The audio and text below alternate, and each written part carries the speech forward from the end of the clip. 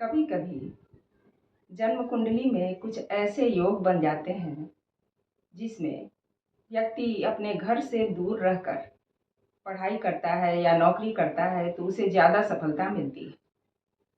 घर में रहकर वह कितना भी मेहनत कर ले, कितनी भी पढ़ाई कर ले, उसे सफलता नहीं मिलती है।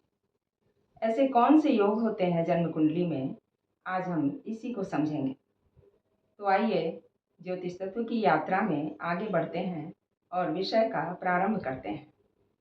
हमारी जन्म कुंडली में जो चौथा भाव होता है वह हमारा घर है। जहाँ हम रहते हैं वह चौथा भाव है। जहाँ हमारा जन्म हुआ है उसे भी हम चौथे भाव से देखते हैं और समझते हैं।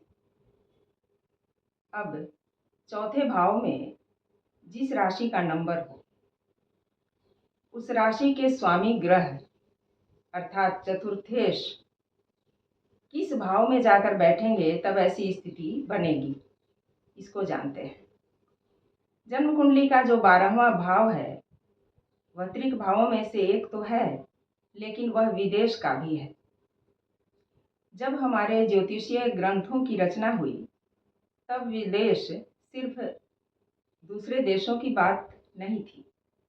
उस समय विदेश से हम यही समझते थे कि अपने घर से बहुत दूर जाकर काम करना।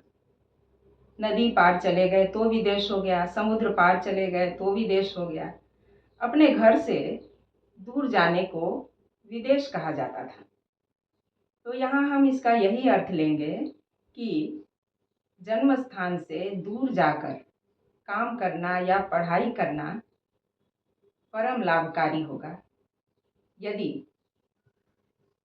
चतुर्थेश जाकर 12वें में बैठ जाए, चौथे भाव के स्वामी 12वें भाव में जाकर बैठ जाए और वहाँ मजबूत स्थिति में हो, तब ऐसी स्थिति बनेगी। जैसे यहाँ मान लीजिए 5 नंबर लिखा है। वृष लग्न की जन्म कुंडली होगी तो यहाँ 5 नंबर लिखा होगा और 5 नंबर सिंह राशि का नंबर है और सिंह राशि के स्वामी होते हैं सूर्य। तो सूर्य यहाँ 12वें में जाकर बैठ जाएंगे तो यहाँ मेष के हो जाएंगे। मेष राशि में सूर्य उच्च के हो जाते हैं। तो व्यक्ति अपने जन्म स्थान से दूर जाकर काम करेगा तो उसे सफलता मिलेगी, अधिक सफलता मिलेगी। तो इस तरह से हम इस बात को समझ सकते हैं। और यदि भाग्येश का यहाँ 9वें भाव के स्वामी का या 10वें भाव के स्वामी का 12वें से संबंध बन जाए तो भी ऐसी संभावना होती है, क्योंकि भाग्य भाव के स्वामी जहाँ जाकर बैठेंगे और मजबूत स्थिति में हो जाएंगे तो 12वां जो भाव है वह विदेश का है।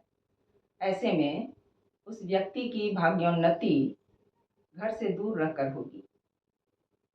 और उसी तरह से 10वें भाव के स्वामी का भी संबंध यदि 12वें भाव से बन जाए तो भी व्यक्ति घर से दूर रहकर ज़्यादा सफल होगा।